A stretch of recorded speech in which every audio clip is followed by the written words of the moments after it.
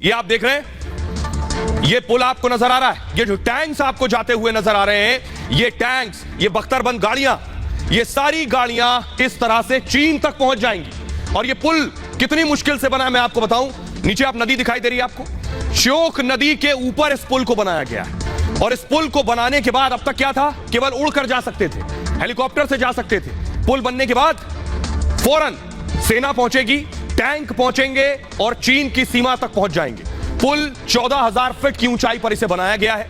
पुल की लंबाई 120 मीटर ही है, क्योंकि नदी पार करनी थी। पुल कंक्रीट का बना हुआ है। ये पहले श्योक नदी पर बेली ब्रिज था और सिर्फ हल्के वाहन ब्रिज से गुजरते थे। अब 70 टन का वजन गुजर सकता है इससे। यहां दारबुक श्योक दौलत बेग ओल्डी मार्ग पर यह पुल बना दिया गया है। ये रोड अक्साई चिन के करीब जाती है। यह सड़क 256 किलोमीटर लंबी है, उस पर बना है यह पुल। दौलत बेग ओल्डी तक जाने वाली यह सड़क है और अक्साई चिन के करीब अब भारत के टैंक पहुंचेंगे। अक्साई चिन के करीब टैंक की ओर पहुंच होगी, सेना चंद मिनटों में सीमा तक पहुंच सकेगी, गलवान घाटी तक टैंक पहुंचाए जाएंगे। यह सब कुछ मुमकिन हुआ है ये मोदी की दूरदृष्टि से कि पुल की जरूरत थी। अब जरा सुनिए, खुद रक्षा मंत्री राजनाथ सिंह पहुंचे इस पुल का। जब उन्होंने इनॉग्रेशन किया तो वहां तस्वीर में इधर दिखाऊंगा वॉल पर, कैसे वहां पर नारे लग रहे थे और जोश कैसा था जब ये पुल का इनॉग्रेशन हुआ, क्योंकि उनको पता था। ये आप देख रहे हैं, बनने से सुनिए, फुल स्क्रीन लीजिए जरा। सीमा पर भारत माता की जय के नारे लग रहे थे। फौजी लोग को बहुत मुश्किल होता है घोड़े में बैठ के। आज इतना मौका कहाँ मिलेंगे, मेरे हाथी भी उम्र से आगे बहुत अभी बहुत जिंदा रहेंगे आखिरी उम्र में। कभी कभी हमें शौक में भी बहुत ख्याल करना था। बिल्कुल हम शुक्रगुजार हैं, क्योंकि ये डेवलपमेंट का एक बड़ा स्टेप होता है। जो ये रोड्स के निर्माण किए जाते हैं, तो ये रोड्स के जो प्रोजेक्ट्स हैं, ये डेवलपमेंट का फर्स्ट स्टेप है। तो सिर्फ पुल नहीं बनाया, प्रधानमंत्री नरेंद्र मोदी को पता है कि आज नहीं कल चीन फिर कोई साजिश करेगा, फिर कोई हरकत करेगा, तो एक और बड़ा काम किया। उसकी बहुत जरूरत है। वो काम क्या है ये मैं आपको दिखाने जा रहा हूं, और कहां कहां उड़कर सीधे हम चीन की सीमा पर पहुंचेंगे ये आपको बताने जा रहे हैं। इसके लिए हेलीपैड्स बना दिए चीन की सीमा के नजदीक। कहां कहां बने देखिए जरा। सबसे पहले आपको दिखाने जा रहा हूं प्रधानमंत्री मोदी का चक्रव्यूह। जम्मू कश्मीर में 20 ब्रिज बना दिए। अब इन ब्रिज के जरिए सीधे सेना पहुंचेगी। लद्दाख में 2 हेलीपैड बना दिए, हेलीकॉप्टर पहुंच सके, और 18 ब्रिज। हिमाचल में ब्रिज बना दिया। अगर आप देखिए, ये सारे वो राज्य हैं जो चीन की सीमा से सटे हुए हैं। हिमाचल में ब्रिज बना दिया, उत्तराखंड में 5 ब्रिज बना दिए, सिक्किम में ब्रिज बना दिए, अरुणाचल में 18 ब्रिज बना दिए। पूरी घेराबंदी मोदी ने इर्द गिर्द कर दी है। चीन और भारत की सीमा के आसपास निर्माण करके भारत मजबूत स्थिति में आ गया। यही है चीन के खिलाफ चक्रव्यूह और घेराबंदी। आइए अब मैं आपको सुनवाता हूं, सुनिए जरा। खुद जिनपिंग की जो साजिश होगी, उस साजिश को नाकाम कैसे भारत करेगा, चीन को टक्कर देने के लिए पूरी तैयारी हो गई है। रक्षा मंत्री को सुनिए। कार्पित होने वाले 75 इंफ्रास्ट्रक्चर प्रोजेक्ट्स के निर्माण से हमारे पश्चिमी, उत्तरी और नॉर्थ ईस्ट के दूर दराज के इलाकों में मिलिट्री और सिविल ट्रांसपोर्ट में बड़ी सुविधा मिलेगी। हमारी आर्म फोर्सेस के जवान बड़ी संख्या में ऐसे इलाकों में तैनात होते हैं जहां पूरे साल ट्रांसपोर्ट की सुविधा उपलब्ध नहीं हो पाती। खासकर ऐसे समय में जब ठंड बढ़नी शुरू होती है, कई इलाकों के रास्ते बर्फबारी के कारण बंद कर दिए जाते हैं। ऐसे में ये सारे पुल, टनल और हमारी सेनाओं तक राशन और मिलिट्री इक्विपमेंट आदि पहुंचाने में यह कारगर साबित हो।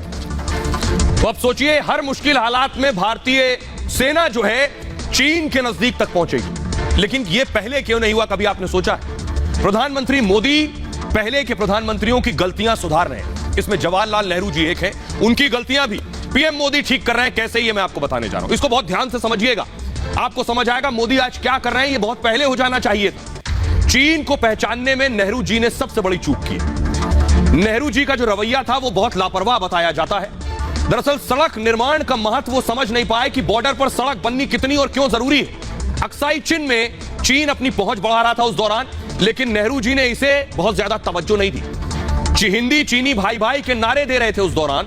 चीन ने भारत की पीठ में खंजर मारा, और तब सड़क निर्माण पर अलग सोच थी। तब सड़क निर्माण पर देखिए सोच क्या थी। माना यह जाता था कि अगर सड़क निर्माण हो गया एलएसी के आसपास, बॉर्डर के आसपास, तो बॉर्डर पर इस सड़क बनाने का फायदा भी चीन को मिल जाएगा। वो ऐसे मिलेगा, इसे मूव कीजिए, युद्ध में चीन आसानी से अंदर घुस आएगा। यानी डर यह था कि चीन से भारत की लड़ाई हुई तो हमारी सड़क पर ही हमारे देश में घुस आएगा। लेकिन आज भारत अलग सोचता है, क्योंकि आज वो सोचता है कि चीन को हम बराबर से जवाब देंगे, वो क्या अंदर घुसेगा, हम उसके यहां घुसकर मारेंगे। यही सोच में फर्क है, और इसीलिए बॉर्डर पर अब निर्माण शुरू हो गया। लेकिन अब यह रक्षात्मक सोच जो है वो आक्रामक हो गई। भारत अब आक्रामक रवैया अपनाने लगा है और सीमा के पास 45 पुल, 27 सड़कें और 2 हेलीपैड बना दिए। 6 राज्य, 2 केंद्र शासित प्रदेशों में तेजी से निर्माण भी हो रहा है और बीआरओ यानी बॉर्डर रोड ऑर्गेनाइजेशन, सीमा सड़क संगठन ने इन्हें तैयार किया है। 2180 करोड़ की लागत से यह निर्माण हुआ है और तेजी से सेना हथियार सीमा पर पहुंचाएगी। युद्ध के समय मुंहतोड़ जवाब देने की तैयारी में भी है हम। भारत चीन की आंख से आंख मिलाने को आज तैयार बैठा है और इसका एक और उदाहरण दे रहा हूं। नेहरू जी के दौर में 1962 की मैं बात बता रहा हूं, तब चीन ने अरुणाचल प्रदेश के तवांग पर कब्जा कर लिया था और इसलिए प्रधानमंत्री मोदी ने समझा कि यह स्थिति दोबारा ना हो, इसलिए तवांग तक भी वहां सड़क बन गई है। देखिए जरा, ये मैं आपको दिखाने जा रहा हूं, टनल बनी है, सुरंग बना दी है प्रधानमंत्री मोदी। ये आप देख रहे हैं, चीन, अरुणाचल और भारत, इनके बीच में है तवांग और बॉर्डर तक जाने के लिए रास्ता नहीं था तो पहाड़ काट कर सुरंग बनाई गई। अगली तस्वीर दिखाई, यह है वो सुरंग, यानी भारतीय सेना यहां से तेजी से पहुंच सकेगी सीमा तक। अब चीन हिमाकत नहीं कर सकेगा इस तस्वीर को देखने के बाद। भाई अब मैं आपको बताता हूं कि मोदी कैसे चीन का घमंड तोड़ने वाले हैं। इस तरह की सुरंगों से होगा क्या, मैं आपको बताता हूं। यानी कैसे पीएम मोदी ने हर स्तर पर, बहुत ग्राउंड लेवल पर काम किया है, तभी ये सारी चीजें मुमकिन हो पाई हैं कि आखिर सुरंग की जरूरत क्यों है, ब्रिज की जरूरत क्यों है, तब ये सारी चीजें नहीं समझी गई कभी और आज इनकी जरूरत को समझा गया। ये आप देख रहे हैं, देखिए ये आपको नजर आ रहा है सुरंग की जरूरत इसलिए है। चीन सीमा पर सेला सुरंग बन रही है और दुनिया की सबसे लंबी 2 लेन की सुरंग है ये और सुरंग की लंबाई 1.55 किलोमीटर, लगभग 2 किलोमीटर लंबी सुरंग है। 13,700 फीट की ऊंचाई पर यह सुरंग बनाई गई और 1962 में तवांग पर चीन ने कब्जा किया था। 1962 में तब सोचा भी नहीं गया कि इसकी जरूरत है, क्या इंतजार था कि मोदी आएंगे और वह सुरंग बनवाएंगे। अब भारत तवांग से चीन को चुनौती देगा।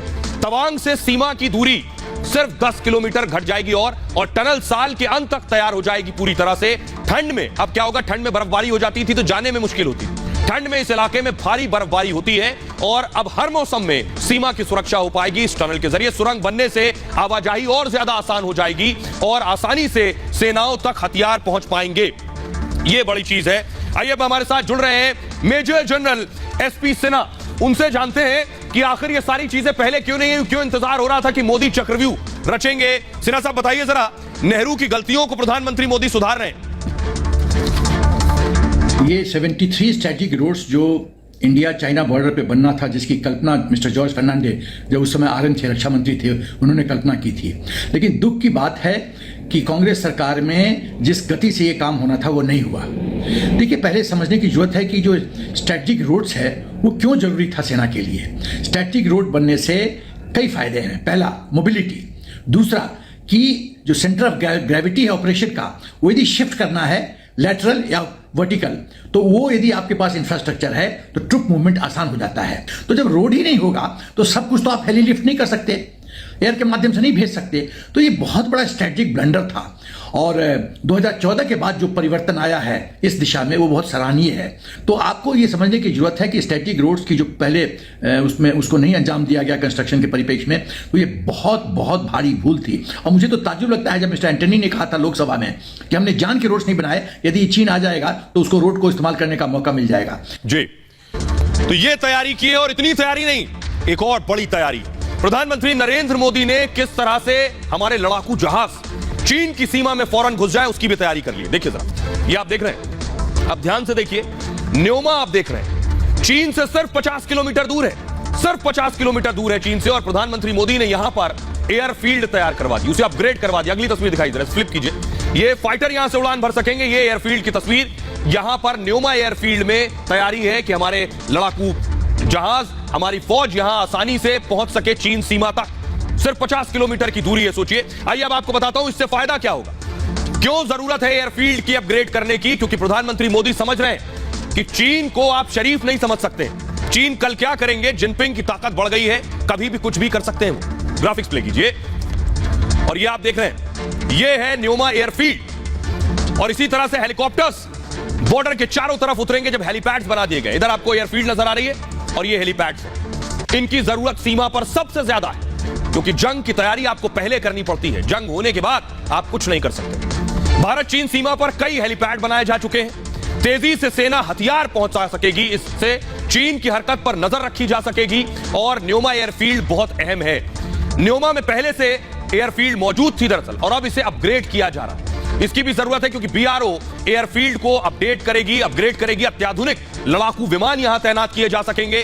पहले भी चिनूक तैनात हो चुके हैं इस जगह पर। MI-17 से अपाचे तक की तैनाती हुई है यहां पर। गरुड़ स्पेशल फोर्स ऑपरेशन भी कर चुके हैं और अपग्रेड के बाद ताकत कई गुना बढ़ जाएगी और चीन पर पैनी नजर रखना आसान होगा। हर साजिश का पहले पता चल जाएगा और चीन के हमले का तुरंत हम जवाब दे सकेंगे। रिस्पॉन्स टाइम काफी कम होगा। आप इससे ऐसे समझिए कि जंग होने के बाद सबसे इंपॉर्टेंट, सबसे अहम चीज है कि आपकी सेना कितनी तेजी से रिस्पॉन्स करती, कितनी तेजी से पलटवार करती है। और अगर सेना को आप बॉर्डर के आसपास रोड देंगे, ब्रिज देंगे, हेलीपैड देंगे, एयरफील्ड देंगे, तो उसका रिस्पॉन्स जो टाइम है, जो जवाब देने का वक्त है, वो कम हो जाएगा। ये सबसे जरूरी है और इसी को प्रधानमंत्री नरेंद्र मोदी ने समझा है। आइए अब आपको दिखाने जा रहा हूं, प्रधानमंत्री मोदी ने ताबूत में, ड्रैगन की ताबूत में आखिरी कील भी ठोक दी। ये सब तो बना दिया।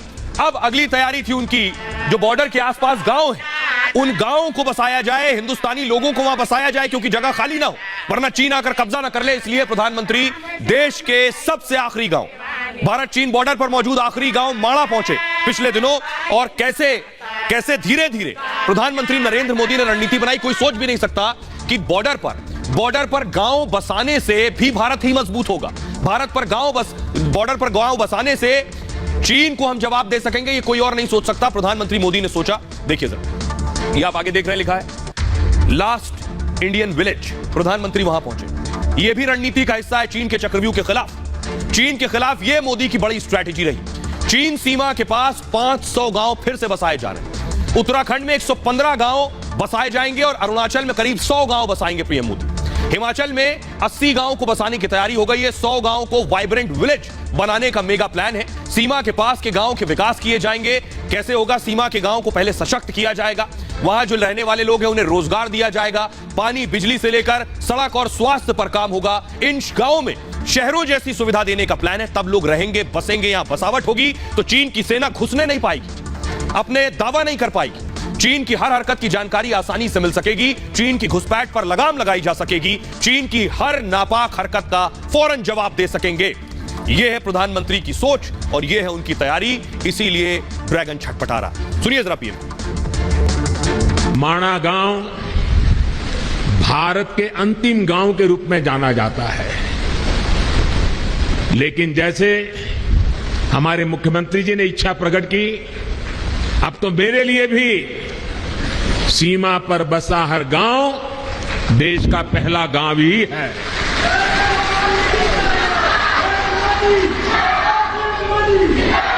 सीमा पर बसे आप जैसे सभी मेरे साथी देश के सशक्त प्रहरी है।